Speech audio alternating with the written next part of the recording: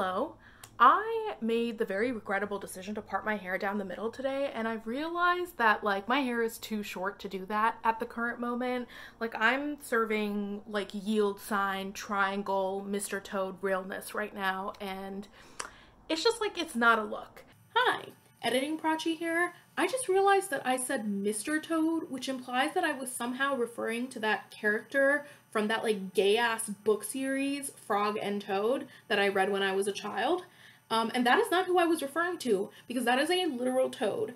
I was referring to the character Toad from the Mario series, you know, the mushroom-headed fool. Anyway, back to the video. So the video in question, what we are gathered here today to watch, is an inventory of my book collection. I have one sort of main bookshelf that I've organized in rainbow colors, as well as 3 cubes from IKEA that hold sort of overflow books that didn't fit on the rainbow shelves. And I just I wanted to take stock, you know, I wanted to take an inventory of what books it is I own, because those of you who've been following my journey for a while, you know that for the entire year of 2022, I am on a no buy, not just for makeup, beauty, skincare items, but also for things like books and stationery, because I am trying aggressively to pay down my student loan, and I know if I'm not spending money on makeup and skincare, I'm spending money on books. And so I just I wanted to take stock at the start of the year, and yes, I'm aware it's May. I am sometimes a resident of Procrastination City, you guys, and I hate it here just as much as the rest of you, but alas, that is where I am right now. And I mean, I've been on a no-buy for the entire year. It's not like my book collection has actually tangibly changed from January 1st to now. So for all intents and purposes, this is my book collection at the start of 2022. And I wanted to see what my book collection was at the start of the year, because I am what I would call a very aggressive declutterer. Every single time I finish reading a book I own, I ask myself 2 questions. So the first question is, did I love that book enough that I think I'm going to want to reread it at some point again in my life? If the answer to that is yes, then I keep the book.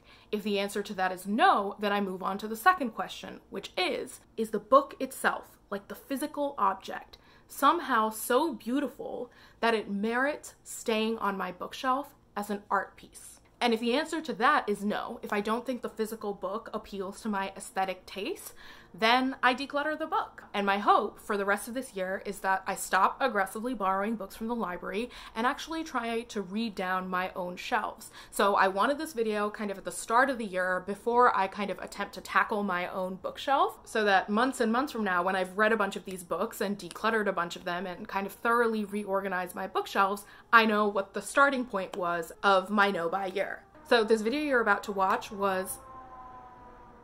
This video actually took a really long time to film and edit. I'm filming this bit, the intro and outro, after I've just finished editing the entire final cut for the middle section. And you can get a sense of the passage of time in this video by the fact that my nail polish color changes 3 or 4 different times. And I only really change my nail polish color once a week. So this video has been a long time in the making. I had over 3 hours of footage that I spent a really long time whittling down into something digestible for you. I cut out a full 20 minutes where I was talking about my really, really complicated relationship to Harry Potter and J.K. Rowling. This reminds me to just give out one last disclaimer before we dive right into all of the books I own, which is that you will encounter problematic authors on my bookshelf. J.K. Rowling is not the only one. I love a lot of classic literature from the Western canon, which means that there are a lot of super problematic old white dudes on my shelf.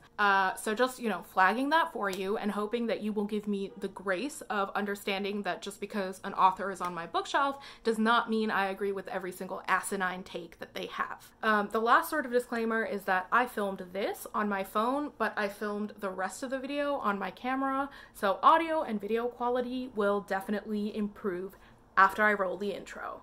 So without any further ado, let's get it!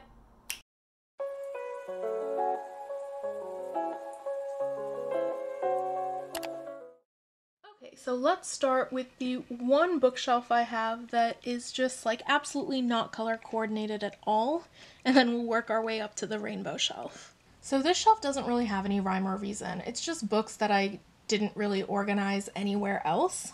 So first up, we have The Great Indian Novel by Shashi Tharoor, which is actually not my book.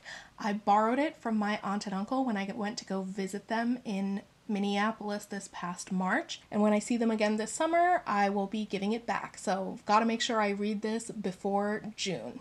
Next, we have the Modern Library edition of The House of Mirth by Edith Wharton.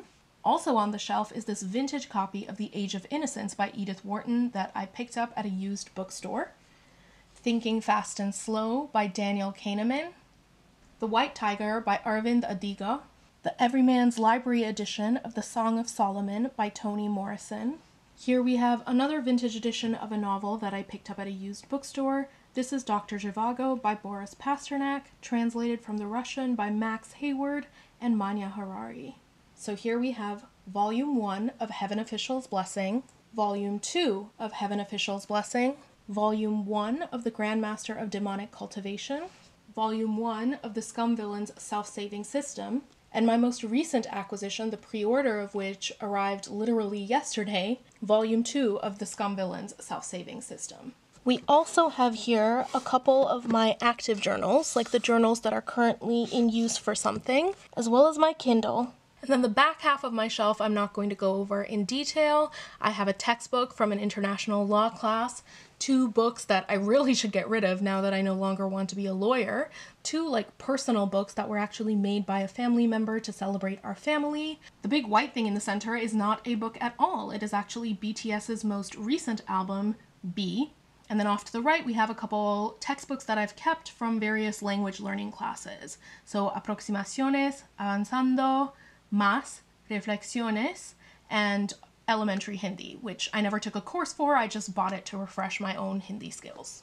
Next up, we have my bookshelf filled with black and brown books. I don't know how visible this shelf necessarily is, given that the sun is like shining right in its face. Let me see if I can close some blinds and make some adjustments. Okay, much better. First up, we have Kari, or maybe it's Kari, by Amrita Patil. Amrita Patil is one of like the first published female graphic artists in India, and this graphic novel came highly recommended by Sheila from the booktube channel The Meta Narrator. This bookshelf also contains The Dangers of Smoking in Bed by Argentine author Mariana Enriquez, translated from Spanish by Megan McDowell. The Penguin Deluxe Classics edition of Swan's Way by Marcel Proust, translated from French by Lydia Davis. The Modern Library edition of Tess of the D'Urbervilles by Thomas Hardy, as well as Crime and Punishment by Fyodor Dostoevsky, translated by Oliver Reddy. This Penguin's Classics edition also has a really beautiful back. Next we have one of my most stunning books, which is unfortunately not being captured very well in the sunlight, so I'll see if I can insert some footage from other angles. This is the Thomas Nelson Seasons edition of Bram Stoker's Dracula. These special seasonally designed editions of classics by Thomas Nelson had limited 10,000 copy runs. My copy of Dracula is book 9140, and the particular season exemplified by Dracula is fall. The book has beautiful red sprayed edges and red accents throughout the entire novel. I own several of these Thomas Nelson Seasons editions, and pretty much all of them are from my aunt and uncle as part of a massive graduation gift that they got for me last year. I've kept them all in the plastic covers that they came in order to protect the delicate laser cut designs on the covers. The other book that I own from the autumn or fall lineup of the Thomas Nelson Seasons edition is Jane Austen's Sense and Sensibility. The accent color for this novel is a beautiful muted gray to represent the rain that Marianne gets caught in. My personal copy is book 7834 of 10,000. Next to that on the shelf we have the nonfiction book The Inconvenient Indian, a curious account of Native people in North America by Thomas King. And then next to that we have a series of classic novels. First up is the Penguin Classics edition of The Count of Monte Cristo by Alexandre Dumas. This is the Robin Buss translation, and as far as I'm aware, it is the only full, complete, unabridged, and uncensored translation of The Count of Monte Cristo. This is also the exact translation that I read when I was 13 years old, and which cemented this book as one of my favorite classics of all time. Here we have the Vintage Classics edition of Anne Bronte's The Tenant of Wildfell Hall. This is part of one of the special collections that Vintage Classics does, so instead of having the traditional red spine that a vintage classic novel would have, we have a special set of designs chosen for the Bronte sisters, a beautiful quote pulled from the novel on the back, as well as some beautiful French flaps and start and end pages. The last 3 books on the shelf are David Copperfield by Charles Dickens, Homer's Iliad, translated by Caroline Alexander, and a nonfiction book by one of my former professors, Only the People Can Save the People, Constituent Power, Revolution, and Counter-Revolution in Venezuela by Donald V. Kingsbury.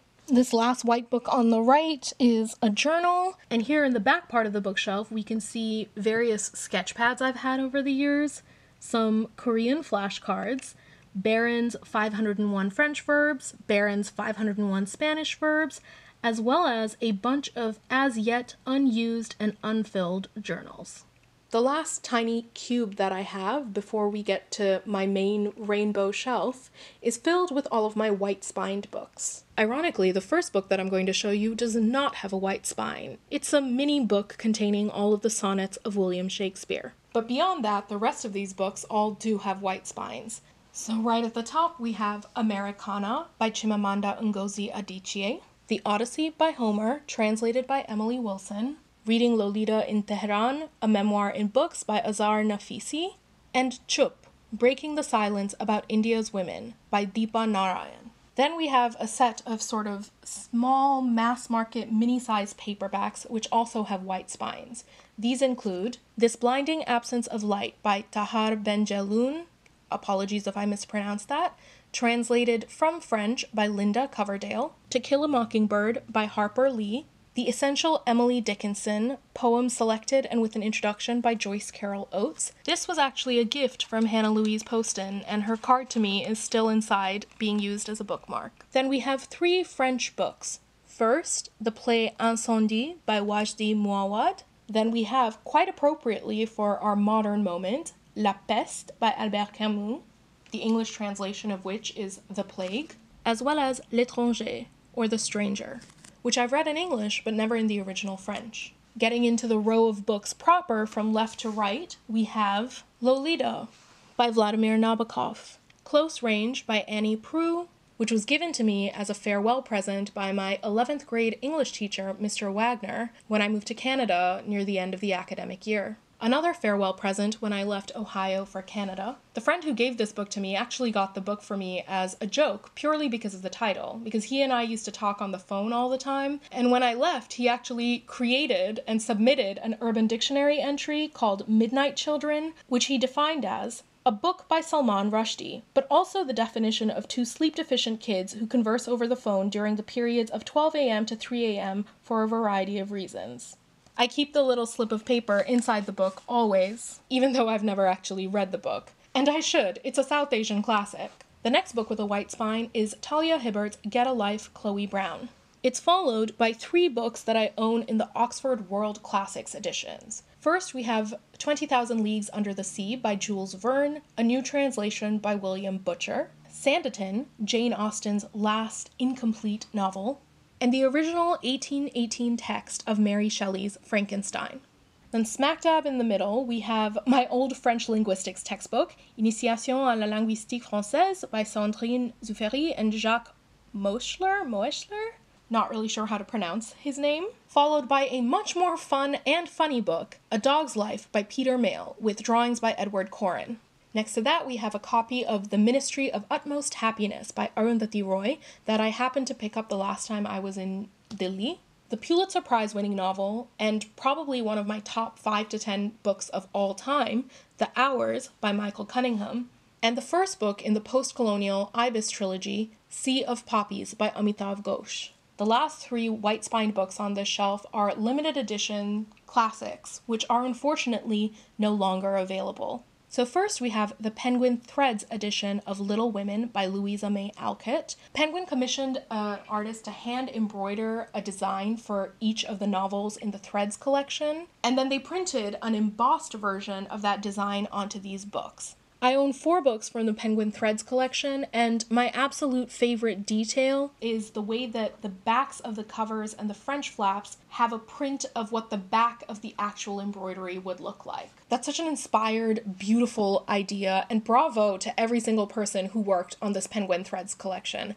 I really wish they would bring it back. Possibly my favorite cover from the Threads collection is the next book on the shelf, The Wind in the Willows by Kenneth Grahame, with a foreword by Gregory Maguire. I love Toad losing his hat as he drives in the car, with his scarf trailing along to the back cover. And I'm just obsessed with the beautiful, rich, leafy, green nature embroidery all over the front, the back, and the French flaps. It's just so lush and detailed.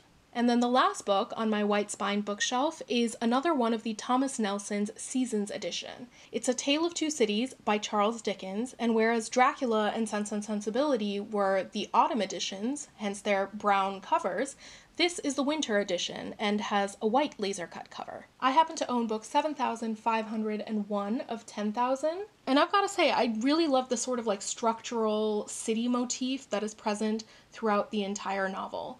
And now, finally, the pièce de résistance, we have my full rainbow shelf. This is the very top shelf.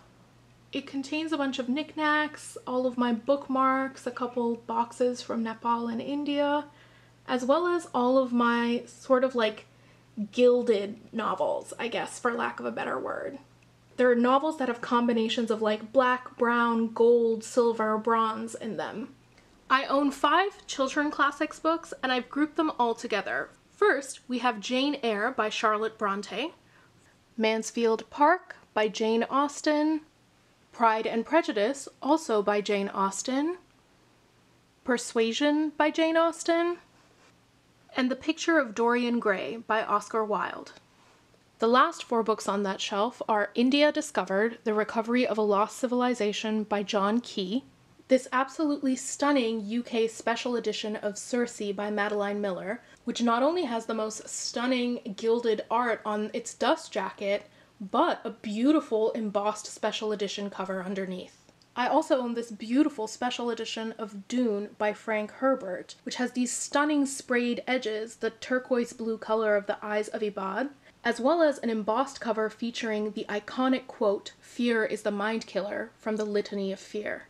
And lastly, we have this busted up copy of Kurt Vonnegut's Slaughterhouse-Five. Objectively, it's probably the ugliest and most beat up book I own, but I've kept it all these years because this is a copy of Slaughterhouse-Five that I read in high school. And I've kept it basically for sentimental reasons, for the marginalia, because all of my notes and thoughts and feelings and reactions are scribbled all over this book.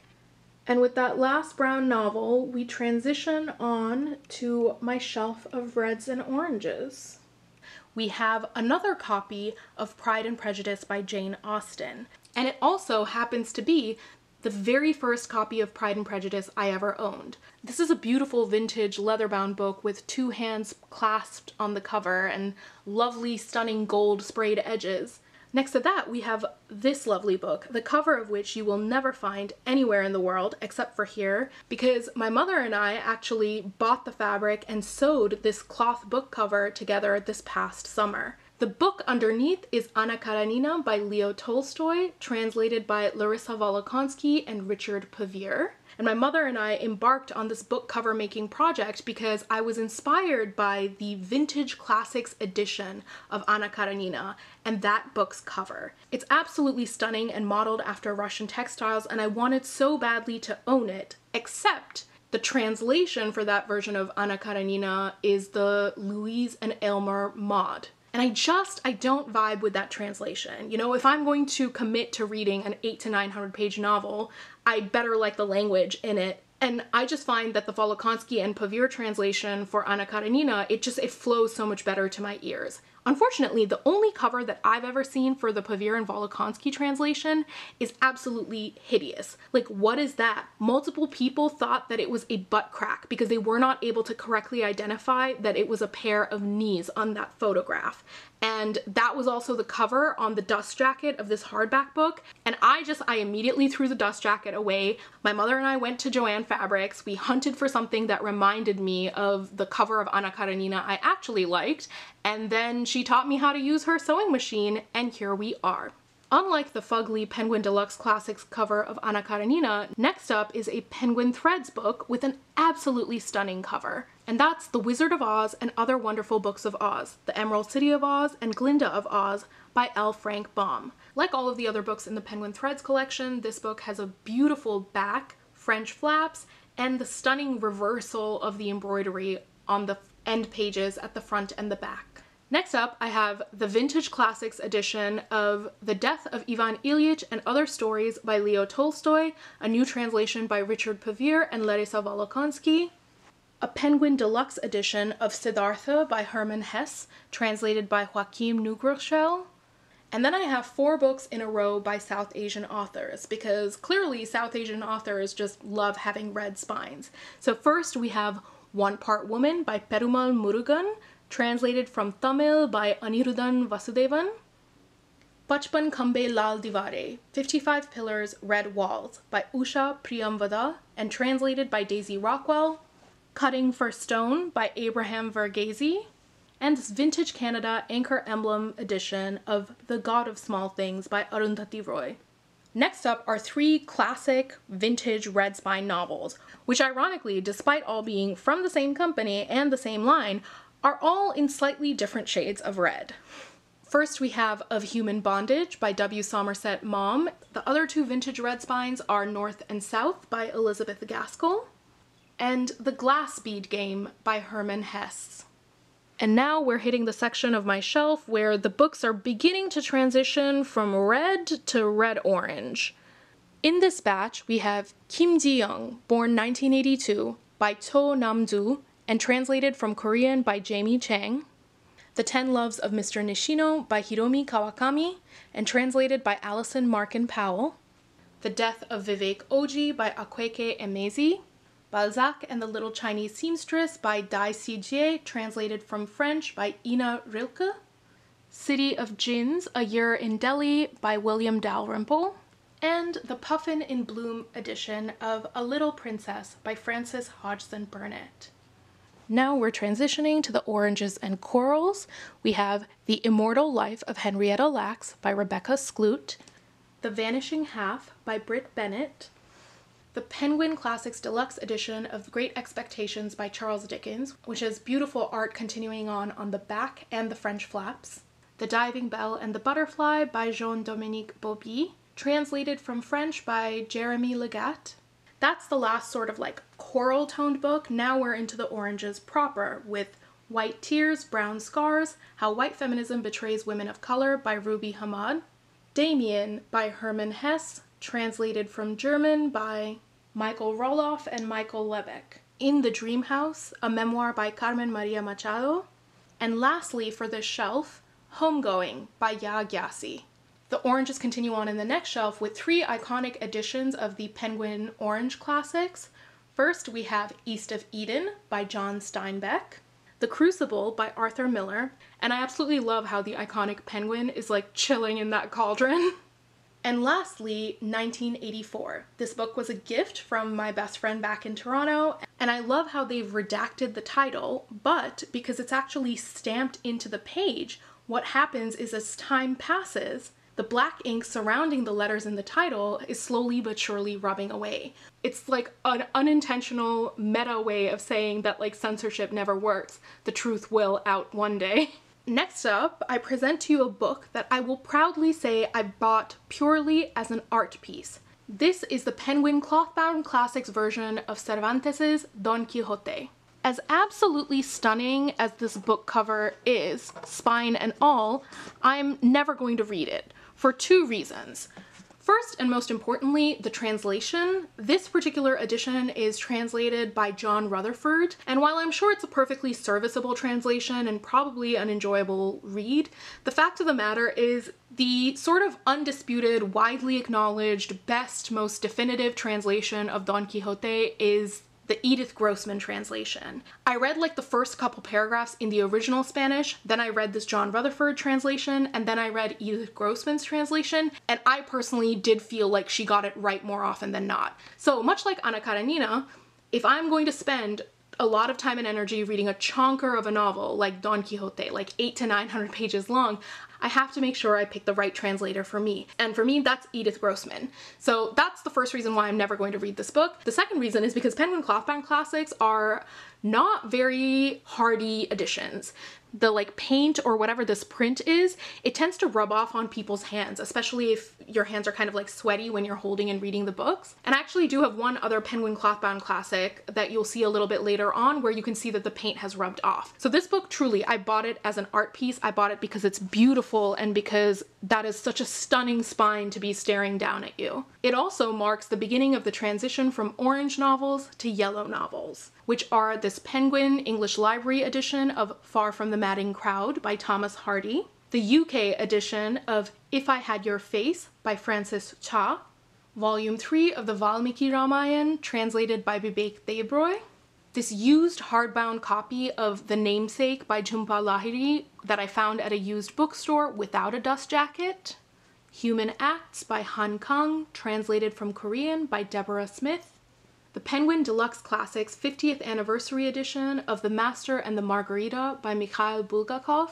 translated by Larissa Volokonsky and Richard Pavir, and Norwegian Wood by Haruki Murakami, translated from Japanese by J. Rubin. And it's here that we transition on to the bright, vivid yellows. First is The Girl with the Louding Voice by Abi Dare, Take a Hint, Danny Brown by Talia Hibbert, Strange Weather in Tokyo by Hiromi Kawakami, translated from Japanese by Alison Markin Powell, A History of My Brief Body by Billy Ray Belcourt, The Inheritance of Loss by Kiran Desai, and the Puffin Classics version of The Secret Garden by Frances Hodgson Burnett. Those are the last of my yellow-spined novels, and the rest of the books on this shelf are green. This is The Makioka Sisters by Junichiro Tanizaki, translated from the Japanese by Edward G. Seidensecker. This is part of the special edition vintage Japanese classics series, which means that it has beautiful French flaps and end pages, as well as lovely art and a quote from the book on the back cover. Then we have a book from the Jeeves and Wooster series, The Mating Season by P.G. Wodehouse, Gabriel Garcia Marquez's 100 Years of Solitude, translated from Spanish by Gregory Rabasa, this lovely and verdant Penguin English Library edition of Robinson Crusoe by Daniel Defoe, this Penguin Deluxe Classics 150th Anniversary edition of Alice's Adventures in Wonderland and Through the Looking Glass by Lewis Carroll, with a delightfully creepy rendition of the Cheshire Cat on the cover, and an oversized Alice on the back, this lovely vintage edition that I found at a used bookstore of Gabriel Garcia Marquez's Love in the Time of Cholera, translated by Edith Grossman, The Beautiful Ones by Silvia Moreno Garcia, and then these two lovely green-spined novels from the Virago Modern Classics line. First, we have Rebecca by Daphne du Maurier, which has a beautiful gilded cover, and then this beautiful, lush, gilded cover of Their Eyes Were Watching God by Zora Neale Hurston, with an introduction by Zadie Smith. And with that, we are now on to the fourth row of my bookshelf, the one that you have been staring at in the background this entire time. There are still a few green books left on this shelf, namely Mexican Gothic by Silvia Moreno Garcia. Next, we have two more classics from the Thomas Nelson Seasons edition, both of which belong to their spring release and have green laser-cut covers. First up, we have The Adventures of Sherlock Holmes by Arthur Conan Doyle. I have book 9,728 out of 10,000, and this book features beautiful cobblestone end pages, as well as light blue accents and decorative pages throughout. The other book that I own in the Thomas Nelson's spring edition is Jane Austen's Emma. While this book has the same green dust jacket as Sherlock Holmes, the underlying cover is this beautiful bright coral, and we see that same coral on the end pages, as well as the chapter headings and accent pages within the novel. This specific volume is book 4,750 of 10,000. Now we begin to transition out of the straight up greens into the more sort of minty, light blue-green books. Here we have the Macmillan Collector's Library edition of Bleak House by Charles Dickens, This book has beautiful sprayed edges, as well as a quote on the back from inside the novel. And I personally feel like this collection of classic novels are so much more beautiful when you take off the dust jacket, because the actual cover itself has this like beautiful embossed pattern on it. Next is my well-read and annotated and stickied up edition of The Life-Changing Magic of Tidying Up, The Japanese Art of Decluttering and Organizing by Marie Kondo, followed by 3 classic novels from the Penguin English Library collection: To the Lighthouse by Virginia Woolf, The Great Gatsby by F. Scott Fitzgerald, and Mrs. Dalloway by Virginia Woolf. I believe all 3 covers were designed by Coralie Bickford Smith. Then we have 2 blue books with multicolored spines. First is Home Fire by Camilla Shamsi, then the special edition vintage classic edition of The Bell by Iris Murdoch. Now we're properly into the light blues with What I Talk About When I Talk About Running, a memoir by Haruki Murakami, The Wind-Up Bird Chronicle, also by Haruki Murakami, The Bell Jar by Sylvia Plath, and yet another classic novel from the Thomas Nelson Seasons edition. This is the second copy I own of Jane Austen's Persuasion, and it belongs to the summer lineup of the Seasons edition, all of which feature light blue laser cutout dust jackets. Inside the book, the end pages, the chapter headings, as well as the accent pages are all turquoise. And the specific volume that I have is book 5421 of 10,000. Then we have another edition of Jane Austen's Emma. This one belongs to the Penguin Threads collection, so like The Wizard of Oz, The Wind in the Willows, and Little Women, it features a beautiful embroidery design on the French flaps as well as the back cover, with the end pages featuring what would have been the back of the actual embroidered piece.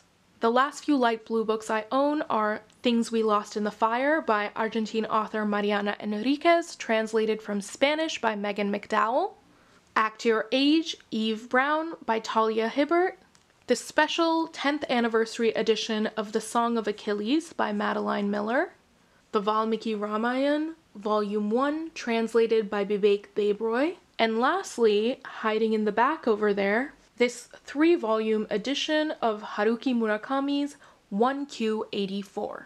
I show the inside of this box set in much greater detail in a video that I'm going to link up in the cards.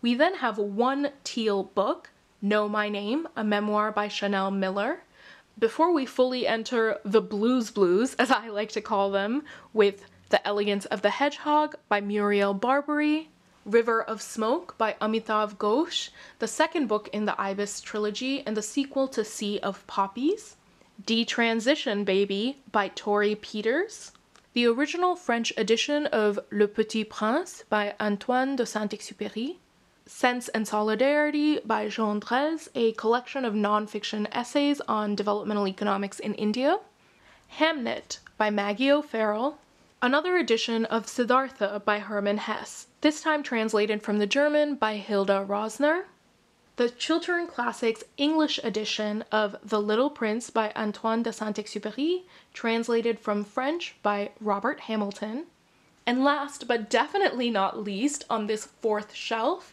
is the Penguin Classics Deluxe edition of Moby Dick or the Whale. Moving on to the last row on my bookshelf, this is the Vintage Classics Russian Series edition of War and Peace by Leo Tolstoy, translated by Larissa Volokonsky and Richard Pavir, and featuring beautiful cover, spine, and back art, as well as French flaps and end pages created by combining authentic Russian textile designs from the 19th century and the Soviet era. The last book with a blue spine is this Penguin English Library edition of The Woman in White by Wilkie Collins. Next up is another cover designed by Coralie Bickford Smith, and this is the Penguin clothbound edition of Bleak House by Charles Dickens. I bought this book at a used bookstore, and as you can see, the paint on the front and back cover is peeling. From what I am given to understand, all Penguin clothbound classics do this, and the older Penguin clothbound classics tended to have a sticker on the back which left a terrible imprint when it was removed. It's for this reason that I tend not to buy Penguin clothbound classics, no matter how beautiful they are, unless I can find them at a used bookstore. With the exception, of course, of the aforementioned Don Quixote, which I'm never going to read, thereby hopefully never causing the paint to begin peeling like Bleak House. Moving further into the purple books, we have Beloved by Toni Morrison, which, despite having a maroon cover, actually has a purple spine. Additional purple spined books include A Fine Balance by Rohinton Mistry, Kafka on the Shore by Haruki Murakami, another edition of Mansfield Park by Jane Austen. I'm sure by now you've noticed that I own multiple copies of almost every single Jane Austen novel, and it's because they just keep coming out with beautiful editions of them, and I'm a helpless sucker. Next up, we have Almond by Won Pyung-son, translated from Korean by Sandy Jusun Lee, Burnt Sugar by Avni Doshi, and The Code of the Woostas by P.G. Woodhouse. Now we begin to transition into the sort of more magenta, fuchsia, pinky, purple books, with Bi, Notes for a Bisexual Revolution by Shiri Eisner, this Word Cloud Classics edition of Northanger Abbey by Jane Austen, this Modern Library Classics edition of Madame Bovary by Gustave Flaubert, translated from French by Adam Thorpe, which I guess that means it's technically Madame Bovary? Is that how you'd pronounce it? Not Madame Bovary? Whatever. Next up, we have another classic novel. This is The Three Musketeers by Alexandre Dumas, translated and with an introduction by Richard Pavere. Next up, we have the absolutely stunning Honey Girl by Morgan Rogers, The Forest of Enchantments by Chitra Banerjee Divakaruni, Fresh Off the Boat, a memoir by Eddie Huang, Kitchen by Banana Yoshimoto, translated from Japanese by Megan Backus, and this stunningly vibrant Legend Classics edition of The Importance of Being Earnest by Oscar Wilde. We're in the home stretch now with We Have Always Been Here, a queer Muslim memoir by Samra Habib, the second volume of the Valmiki Ramayana, translated by Bibek Debroy, The Yogini by Sangeeta Bandyopadhyay, translated by Arunava Sinha, or is it Arunav Sin? Trying to figure out how to actually pronounce a brown person's name based purely just off of how it's spelled in English is genuinely a nightmare, and I am so sorry.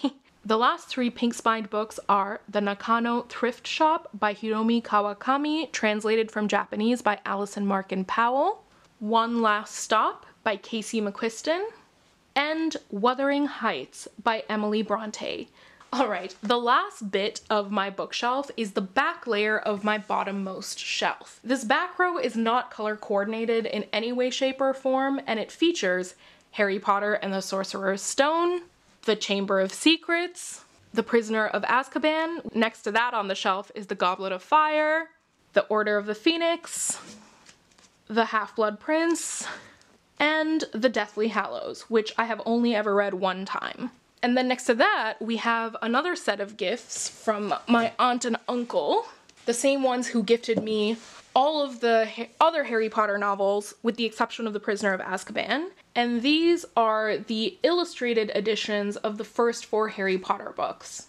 They are beautiful and stunning, and Jim Kay has done marvelous work. I'm so thoroughly impressed by his artistic abilities, and I'm so grateful to have these 4 books and to be able to experience his talent firsthand, but it's also really difficult to recommend these books to anybody because J.K. Rowling's a straight up TERF, and I'm sure that every time one of these illustrated editions are sold, it's not just Jim Kay getting a cut, it is also J.K. Rowling. So I definitely have like a maelstrom of terrible, bittersweet feelings every single time I look at the entire series because the series means so much to me, like, personally, but then I think about J.K. Rowling and I just get really, really upset. So yeah, that's why they're in the back, holding a hallowed but not super visible place on my shelf. And then the last 3 things on my shelf next to the Harry Potter books are not actually books at all. They're actually various things by BTS. So first up, we have the Fifth Muster DVD set, Magic Shop. And then we have 2 albums. First we have the O edition of Love Yourself Her. My friend Catherine got it for me, so it was the very first BTS album I owned, and I've kept it for sentimental reasons. And then I also have the Love Yourself Tier O edition, which I have also kept for sentimental reasons because I call this my lucky album. Because I really desperately wanted the O version of this album with the J-Hope photo card because I felt like that was the superior photo card. I thought he looked better than literally everybody else in all of their photo cards. I'm sorry, but I'm not lying. But unfortunately, there were 4 different versions of the album, and then each of the 4 versions of the album had 7 different members, which meant that there were 28 possible versions of this album, and that only 1 out of 28 was the one that I was looking for. But on like the first day of Pride Month, I was like, let's go, may the power of gay compel me. And I placed an order, and not only did I end up getting the O version of the album, I also got the exact photo card I wanted. And so my friends and I, we all joke that this album is like symbolic of my bisexual power, so to speak. So it's for reasons of sentiment that I've just kept these 2 albums, and I definitely don't store my photo cards in the albums themselves. I store them in this beautiful little hand-painted Kashmiri box, and as you can see from the various photo cards in here, I've definitely bought a lot more albums than just those 2, but those 2 were the ones that sparked the most joy, and they were the only 2 that I chose to keep after an intense declutter when I moved from Toronto all the way down to Baltimore. And that's everything.